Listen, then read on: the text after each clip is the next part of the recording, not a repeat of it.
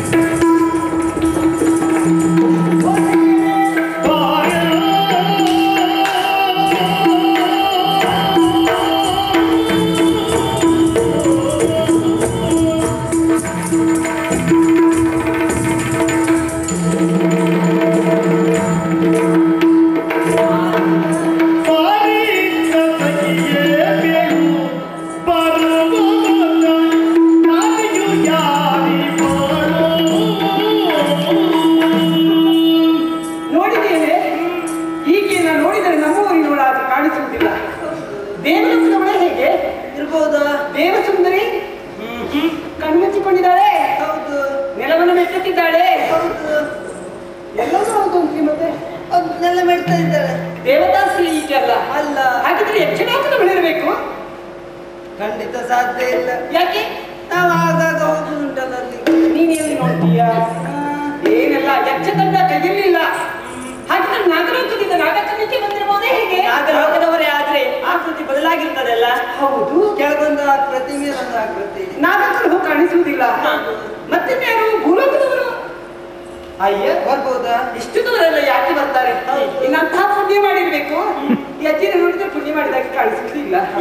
ಹೌದು, ಯಾರಾಗಿರ್ಬೋದು ಈಕೆ? ಯಾರು? ನಾನು ನನ್ನಲ್ಲೇ ಪ್ರಶ್ನಿಸುವುದಲ್ಲ. ಈಕೆಯನ್ನು ಕಂಡಾಗ ಮನಸ್ಸಿನಲ್ಲಿರುವಂತಹ ಬೇಸರಗಳು ದೂರವಾಗಿದೆ.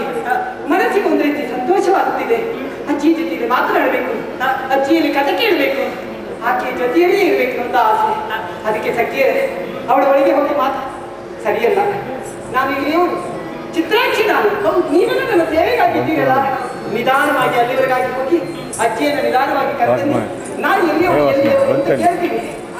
ಆದಿತ್ಯ ತಂದೆ ಮಾತಾಡಬೇಡ, ಹೊತ್ತಿಗಳಿಬೇಡ, ಸಮಯ ಆಯ್ತು, ಬೇಗ ಹೋಗಿ ಬಾ. ನೀನು ಹೋಗಿ ಬಾ.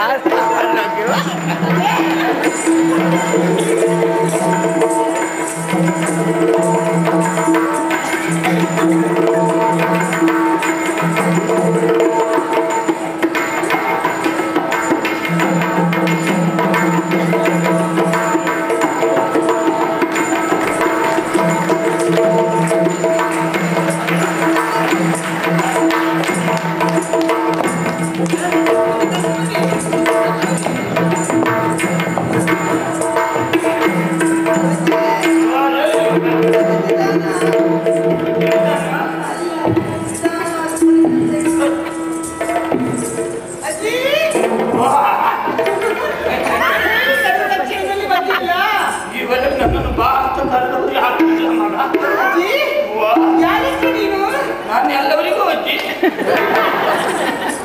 ಅಜ್ಜಿ, ಇಲ್ಲಿ ಇಲ್ಲಿ ಇಲ್ಲಿ ಬಾ, ಇಲ್ಲಿ ಇಲ್ಲಿ ಬಾ, ಇಲ್ಲಿ ಈಚೆ ಬಾ.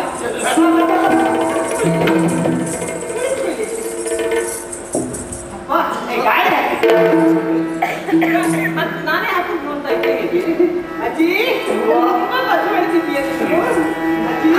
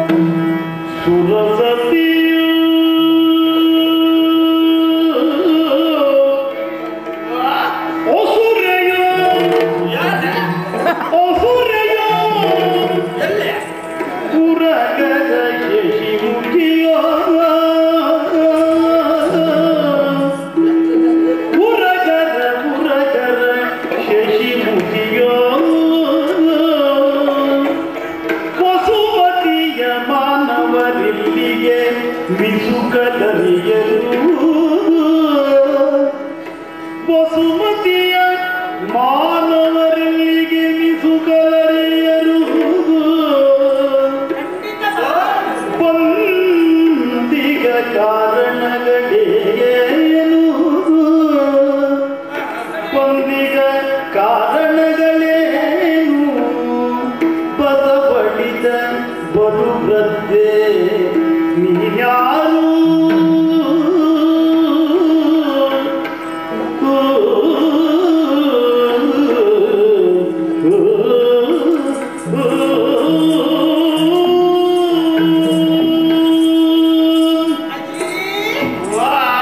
ಸಖಿಯರ ಮೂಲಕವಾಗಿ ಹೇಳಿ ಕಳಿಸಿದ ತಕ್ಷಣದಲ್ಲಿ ಯೋಚಿಸಿದ್ದೇ ಬಂದಿಲ್ಲ. ಹೌದು ಮಗ. ಕಷ್ಟವಾದ್ರೂ ಕಾಣದೇ ಇದ್ರು ಕೂಡ ಸರಿ ದಾರಿಯಲ್ಲಿ ಬಂದಿದೆಯಲ್ಲ ನೀನು. ನಾನು ದಾರಿಯಲ್ಲಿ ಹೋಗುದಲ್ಲ ಮಗ, ನಾನು ಹೋದಲ್ಲ ದಾರಿ. ಅಜ್ಜಿ ಹೌದು, ಏನು ಮಗ? ಇಷ್ಟು ದೂರದಲ್ಲಿ ನಿನ್ನನ್ನು ಇದುವರೆಗೆ ನಾನು ಕಂಡವಳಲ್ಲ. ಇಷ್ಟು ದೂರದ ಈ ನಮ್ಮ ಲೋಕಕ್ಕೆ ಬಂದಿದೆಯಲ್ಲ, ಹೌದು ಮಗ. ನನಗೆ ಆಶ್ಚರ್ಯವಾಯಿತು. ಏನು ಒಳ್ಳೆ ಪರಿಚಯ ಇದ್ದವರ ಬಂದ್ಬಿಟ್ಟಿದೆಯಲ್ಲ ಮಗ? ನಾನು ಇನ್ನೊಂದು ದಾರಿ ಬಂದ್ರೆ ಎರಡು ದಾರಿ ಬಂದಾಗ ಮತ್ತೆ ಸುತ್ತಿ ಹೇಳಬೇಕು. ಈಗ ಬಂದದ್ದು ಹೊಸ ಮಾತ್ರ ಹೇಳು. ಹೌದು ಮಗ. ಹೌದು ಹೌದು, ನನಗೆ ಹೋದಲ್ಲೇ ಪರಿಚಯ ಇಲ್ಲ ಮಗ. ಯಾರು ಕೇಳಿದ್ರು ಅಜ್ಜಿ, ಯಾರು ಕೇಳಿದ್ರು ಅಜ್ಜಿ ಅಂತ ಹೇಳುದು. ಅದೇ ಪರಿಚಯ ಇರಬೇಕು ಅಂತಿಲ್ಲ, ಹೋದಲ್ಲ ಪರಿಚಯ ಮಾಡ್ಕೊಳ್ಳೋದು. ಹೌದು. ಹೌದಜ್ಜಿ, ನೀನು ಈ ಊರಿಗೆ ಬಂದಿದ್ದೀರ, ನೀನು ಯಾರು ಯಾರು ಯಾರು ಅಂತ ಪ್ರಶ್ನಿಸಿಕೊಳ್ತಾ ಇದ್ದೇನೆ, ಉತ್ತರ ಸಿಗಲಿಲ್ಲ. ನಾನು ಹೇಳಿದ್ನಲ್ಲ ಅಜ್ಜಿ. ನನ್ನ ಆಯಾಸವೆಲ್ಲ ನಿನಗೆ ಎಷ್ಟೇ ಸ್ವಲ್ಪ ಕಡಿಮೆ ಆಯ್ತು ಮಗ. ಹೌದಾ? ಹೌದು, ನೀನು ದೇವಲೋಕದಿಂದ ಇಳಿದು ಬಂದೇ ಹೇಗೆ? ದೇವಲೋಕ ಅಂದ್ರೆ ಯಾವ ಲೋಕವೇ? ಖಂಡಿತ ಇಲ್ಲ ಅಂತ ನಾನು ಹೇಳಿಲ್ವಾ? ಚರ್ಮ ಹೇಳಿದ್ರೆ ಮಾರುತ್ತದೆ ನೋಡಿ. ಬೇಡ, ಇನ್ನು ಯಾರಾದ್ರೂ ಹೇಳಲಿಕ್ಕೆ ಇರುವುದಿಲ್ಲ, ನೀನು ಹೇಳಿ. ಹಾಗೆ ನೀನು ದೇವಲೋಕದ ಪ್ರತಿನಲ್ಲ ಹಾಗೆ. ಹಾ, ನಾನು ಹೇಳಿದ್ದೀನಲ್ಲ, ರಕ್ಕಸಿ.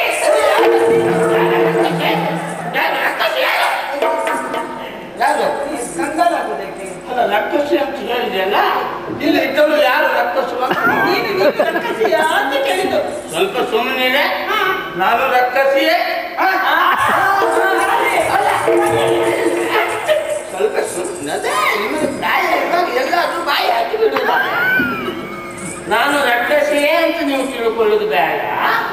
ನಾನು ರಕ್ಕಸಿ ಅಲ್ಲ ಅಂತ ಹೇಳಿ ಅದು ನಿಲ್ಲಿಸುವುದಕ್ಕೆ ಮತ್ತೆ ನೇರವಾಗಿ ಹೇಳಿಕೊಡ್ಬಿಡು.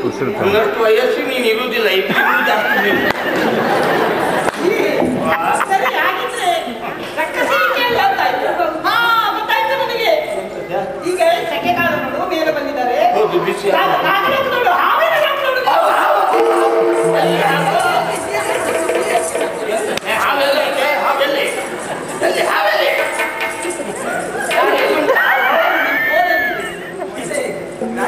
ಮಗ, ನನಗೆ ಹಾವು ಅಂತ ಕಂಡು ಹೆದರಿಕೆ ಇಲ್ಲ.